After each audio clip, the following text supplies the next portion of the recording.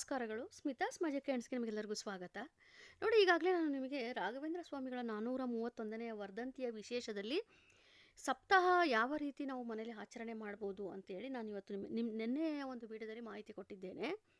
ಇಂದು ನಾನು ಅದರ ಮುಂದಿನ ಅಧ್ಯಾಯ ಅಂದರೆ ರಾಘವೇಂದ್ರ ಸ್ವಾಮಿಗಳ ಒಂದು ಪ್ರಿಯವಾದ ಪ್ರಸಾದ, ಹೂವು ಜೊತೆಯಲ್ಲಿ ಮಂತ್ರಗಳ ಬಗ್ಗೆನೂ ಕೂಡ ಮಾಹಿತಿಗಳನ್ನ ಕೊಡ್ತಾ ಇದ್ದೇನೆ. ಈಗಾಗಲೇ ನಿಮಗೆ ಗೊತ್ತಿರುವ ಹಾಗೆ ರಾಘವೇಂದ್ರ ಸ್ವಾಮಿಗಳ 431ನೇ ವರ್ಧಂತಿ 24ನೇ ತಾರೀಕಿರುವಂಥದ್ದು.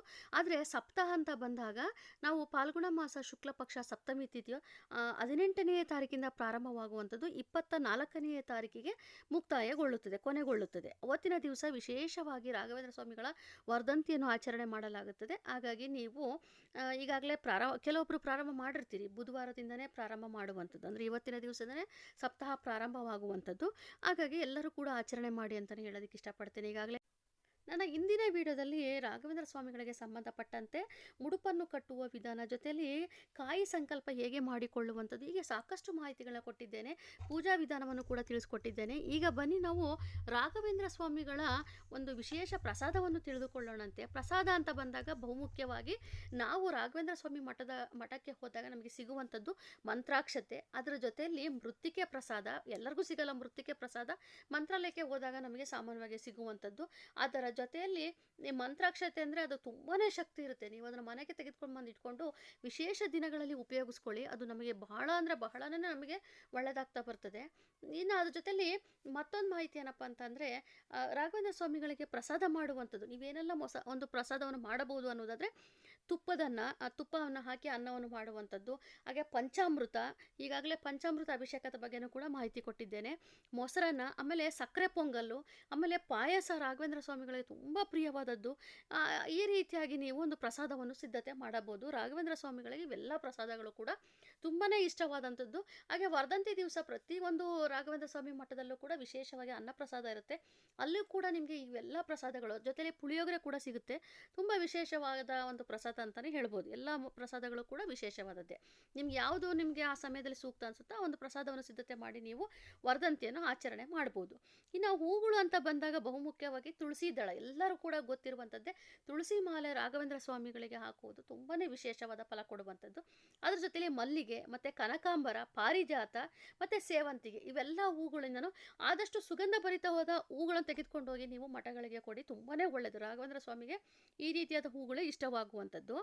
ಈಗ ನೋಡಿ, ನಂತರದಲ್ಲಿ ನೀವು ಇನ್ನೊಂದು ತಿಳ್ಕೊಬೇಕಾಗಿರುವಂಥದ್ದು ಮಂತ್ರಗಳು ಅಂತ ಬಂದಾಗ ಮೂಲ ಮಂತ್ರ ಇದು ನಿಮ್ಗೆ ಗೊತ್ತಿರುವಂಥದ್ದೇ. ಓಂ ಶ್ರೀ ರಾಘವೇಂದ್ರ ಸ್ವಾಮಿಯೇ ನಮಃ, ಓಂ ಶ್ರೀ ರಾಘವೇಂದ್ರಾಯ ನಮಃ ಅಂತ ನೀವು ಹೇಳ್ಕೊಳ್ತಾ ಇರ್ತೀರಿ. ಇದು ಮೂಲ ಮಂತ್ರವಾಗಿರುತ್ತದೆ. ನೋಡಿ, ಸಂಕಷ್ಟ ನಿವಾರಣಾ ಮಂತ್ರ ಅಂದರೆ ನಿಮಗೆ ಜೀವನದಲ್ಲಿ ಏನೋ ಒಂದು ಸಂಕಷ್ಟ ಇರುತ್ತೆ, ಅದು ನಿಮ್ಗೆ ಎದುರಿಸೋದಕ್ಕೆ ಆಗ್ತಾ ಇರೋದಿಲ್ಲ, ಈ ಒಂದು ಮಂತ್ರ ಹೇಳ್ಕೊಳ್ಳಿ. ಓಂ ಶ್ರೀ ರಾಘವೇಂದ್ರಾಯ ಸಕಲ ಪ್ರದಾಯ ನಮಃ, ಓಂ ಶ್ರೀ ರಾಘವೇಂದ್ರಾಯ ಸಕಲ ಪ್ರದಾಯ ನಮಃ, ಓಂ ಶ್ರೀ ರಾಘವೇಂದ್ರಾಯ ಸಕಲ ಪ್ರದಾಯ ನಮಃ. ಈ ರೀತಿಯಾಗಿ ನೀವು 108 ಬಾರಿ ನೀವು ಈ ಸಂಕಷ್ಟ ನಿವಾರಣಾ ಮಂತ್ರವನ್ನು ಪ್ರತಿದಿನ ಹೇಳ್ಕೊಳ್ಳಿ. ಕೊನೆ ಪಕ್ಷ ಗುರುವಾರದ ದಿವಸನಾದರೂ ನೀವು ಹೇಳ್ಕೊಂಡಾಗ ನಿಮಗೆ ತುಂಬಾ ಒಳ್ಳೆಯದಾಗ್ತಾ ಬರ್ತದೆ. ಅದರ ಜೊತೆಯಲ್ಲಿ ಸರ್ವೇ ಸಾಮಾನ್ಯ ಪ್ರತಿಯೊಬ್ಬರು ಕೂಡ ಗೊತ್ತಿರುವಂಥ ಈ ಮಂತ್ರ ಏನಪ್ಪ ಅಂತಂದರೆ, ಪೂಜ್ಯಾಯ ರಾಘವೇಂದ್ರಾಯ ಸತ್ಯಧರ್ಮ ರಥಾಯ ಚ ಭಜತಾಂ ಕಲ್ಪವೃಕ್ಷಾಯ ನಮತಾಂ ಕಾಮಧೇನುವೆ. ಇದು ಕೂಡ ನೀವು ಪ್ರತಿನಿತ್ಯನೂ ಕೂಡ ಹೇಳ್ಕೋಬೋದು. ಇನ್ನೊಂದು ನೋಡಿ, ತುಂಬಾ ವಿಶೇಷವಾದ ಮಂತ್ರ ಇದು. ಹಣಕಾಸಿನ ಸಮಸ್ಯೆ ಯಾರಿಗೆಲ್ಲ ಇರುತ್ತೋ ನೀವು ಇದನ್ನು ಪರಿಹಾರ ಮಾಡಿಕೊಳ್ಳಬಹುದು. ಇದು ಏನಪ್ಪ ಅಂದರೆ ಗುರು ಮಂತ್ರವಾಗಿರುತ್ತದೆ. ಓಂ ಬೃಹಸ್ಪತಾಯ ನಮಃ, ಓಂ ಬೃಹಸ್ಪತಾಯ ನಮಃ ಅಂತೇಳಿ ನೀವು ಗುರುವಾರದ ದಿವಸ 108 ಬಾರಿ ಹೇಳ್ಕೊಂಡು ನೀವು ಪೂಜೆಯನ್ನು ಮಾಡೋದ್ರಿಂದ ರಾಘವೇಂದ್ರ ಸ್ವಾಮಿಗಳ ಮುಂದೆ ಕುತ್ಕೊಳ್ಳಿ. ಮಠಕ್ಕೆ ಆದ್ರೂ ಪರವಾಗಿಲ್ಲ, ದೇವಸ್ಥಾನಕ್ಕೆ ಹೋಗಿ ಅಲ್ಲೇ ಕುಳಿತುಕೊಂಡು ನೀವು ಹೇಳ್ಕೊಳ್ಳಿ, ಅಥವಾ ನಿಮಗೆ ಮನೆಯಲ್ಲೇ ಕೂಡ ದೇವರ ಮುಂದೆ ಕೂತ್ಕೊಂಡು ನೀವು ಈ ಮಂತ್ರವನ್ನು ಹೇಳ್ಕೋಬಹುದು. ಓಂ ಬೃಹಸ್ಪತಾಯ ನಮಃ. ಅದರ ಜೊತೆಯಲ್ಲಿ ಈ ಗುರು ಮಂತ್ರದ ಜೊತೆಯಲ್ಲಿ ರಾಯರ ಮಂತ್ರವನ್ನು ಕೂಡ ಸೇರಿಸ್ಕೋಬೇಕು. ಓಂ ಶ್ರೀ ಗುರು ರಾಘವೇಂದ್ರಾಯ ನಮಃ, ಓಂ ಶ್ರೀ ಗುರು ರಾಘವೇಂದ್ರಾಯ ನಮಃ ಅಂತೇಳಿ ಈ ಒಂದು ಮಂತ್ರವನ್ನು, ಎರಡು ಮಂತ್ರವನ್ನು ಹೇಳ್ಕೊಳ್ಳಿ. ಗುರು ಮಂತ್ರ ಜೊತೆಲೆ ರಾಯರ ಮಂತ್ರ ಇದು ಹೇಳ್ಕೊಂಡು ನೀವು ಒಂದು 108 ಬಾರಿ ಹೇಳ್ಕೊಂಡು ಕಣ್ಣು ಮುಚ್ಕೊಂಡು ನೀವು ದೇವರ ಬಳಿ ಕೇಳ್ಕೊಳ್ಳಿ. ನಿಮ್ಮ ಒಂದು ಸಂಕಲ್ಪ ಅಂದರೆ ಕಷ್ಟಗಳು ಏನಿರುತ್ತೋ, ನಿಮ್ಮ ಹಣಕಾಸಿನ ಒಂದು ಏನು ಕೋರಿಕೆ ಇರುತ್ತೋ ಎಲ್ಲವನ್ನು ಕೂಡ ಕೇಳ್ಕೊಳ್ಳಿ. ಖಂಡಿತ ನಿಮ್ಗೆ ಒಳ್ಳೆಯದಾಗುತ್ತೆ. ದಿನದಿನಕ್ಕೂ ನಿಮ್ಮಲ್ಲಿ ಬದಲಾವಣೆ ಆಗಿ ಹಣಕಾಸಿನ ಅರಿವು ಕೂಡ ಹೆಚ್ಚಾಗ್ತಾ ಹೋಗುತ್ತದೆ. ಅದರ ನಂತರದಲ್ಲಿ ರಾಘವೇಂದ್ರ ಸ್ವಾಮಿಗಳ ಗಾಯತ್ರಿ ಮಂತ್ರ ಅಂತ ಬಂದಾಗ ನಿಮಗೆ ಗೊತ್ತಿರುವಂಥದ್ದೇ ಓಂ ವೆಂಕಟನಾಥಾಯ ವಿದ್ಮಹೆ ಸಚ್ಚಿದಾನಂದಾಯ ಧೀಮಹಿ ತನ್ನೋ ರಾಘವೇಂದ್ರ ಪ್ರಚೋದಯಾತ್.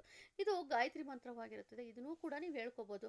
ನೋಡಿದ್ರಲ್ಲ ಫ್ರೆಂಡ್ಸ್, ನಾನು 5-6 ಒಂದು ಮಂತ್ರಗಳನ್ನ ಹೇಳ್ಕೊಟ್ಟಿದ್ದೇನೆ. ಅದು ತುಂಬ ಸುಲಭವಾದದ್ದೇ. ಇದನ್ನು ನೀವು ಹಾಗೇ ಒಂದೆರಡು ಸರಿ ಹೇಳ್ಕೊಂಬಿಟ್ರೆ ನಿಮಗೆ ಅದು ಬಾಯಿಪಾಠ ಆಗುತ್ತದೆ. ನೀವು ಎನಿ ಟೈಮ್ ಪ್ರತಿನಿತ್ಯನೂ ನಾವು ಏನು ಅಂದ್ಕೊಳ್ತೀವಿ ಅಂದರೆ, ಗುರುವಾರ ಬಂದರೆ ರಾಘವೇಂದ್ರ ಸ್ವಾಮಿಗಳ ಪೂಜೆ ಮಾಡಬೇಕು, ಸಾಯಿಬಾಬಾ ಪೂಜೆ ಮಾಡ್ಕೋಬೇಕು ಅಂತೀವಿ.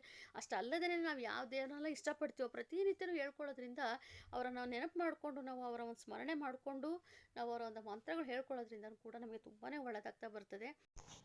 ಇನ್ನು ರಾಘವೇಂದ್ರ ಸ್ವಾಮಿಗಳಿಗೆ ದೀಪಾರಾಧನೆ ಅಂತಂದರೆ ತುಪ್ಪದ ದೀಪನೇ ತುಂಬ ಶ್ರೇಷ್ಠವಾದದ್ದು. ಪ್ರತಿನಿತ್ಯ ಆಗದೆ ಹೋದರೂ ಪರವಾಗಿಲ್ಲ, ಈ 7 ದಿವಸಗಳು ಪ್ರತಿನಿತ್ಯ ತುಪ್ಪದ ದೀಪವನ್ನು ಹಚ್ಚಿ, ನಂತರದ ದಿವಸದಲ್ಲಿ ಈಗ ವರ್ಧಂತಿ ಮುಗಿದ ನಂತರದಲ್ಲಿ ನೀವೇನು 7 ದಿವಸ ವ್ರತ ಮುಗಿಸಿದ ನಂತರದಲ್ಲಿ ಪ್ರತಿ ಗುರುವಾರ ರಾಘವೇಂದ್ರ ಸ್ವಾಮಿಗಳ ಹೆಸರಿನಲ್ಲಿ 2 ತುಪ್ಪದ ದೀಪ ಹಚ್ತಾ ಬನ್ನಿ. ನಿಮ್ಮ ಸಂಕಲ್ಪ ಏನೇ ಇದ್ರೂ ಕೇಳ್ಕೊಂಡು ಹಚ್ತಾ ಬನ್ನಿ, ಖಂಡಿತ ಅದು ಈಡೇರ್ತಾ ಹೋಗುತ್ತದೆ. ಸೊ ಇವತ್ತು ನಾನು ನಿಮಗೆ ಸಾಕಷ್ಟು ಮಾಹಿತಿಗಳನ್ನ ಕೊಟ್ಟಿದ್ದೇನೆ. ಇದರಲ್ಲಿ ನಿಮ್ಗೆ ಇನ್ನೂ ಹೆಚ್ಚಿನ ಮಾಹಿತಿ ಬೇಕಿತ್ತು ಅಂತಂದರೆ ಒಂದು ಕಮೆಂಟ್ ಮಾಡಿ, ಲೈಕ್ ಮಾಡಿ, ಶೇರ್ ಮಾಡಿ, ಹಾಗೆಯೇ ಸಬ್ಸ್ಕ್ರೈಬ್ ಮಾಡ್ಕೊಳ್ಳಿ. Thank you.